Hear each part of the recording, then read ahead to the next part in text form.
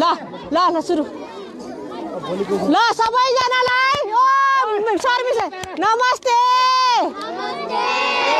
सबैजनालाई जाडोको न्यानो कपडा अभियानमा हामीहरूलाई तातो तातो कपडा 1 रुपैयाँ अभियान सञ्चालन गरी सहयोग गरिदिनु भएकोमा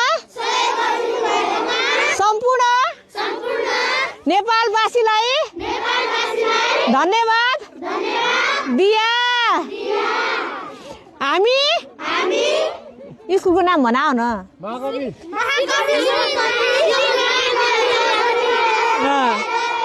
श्री महाकवि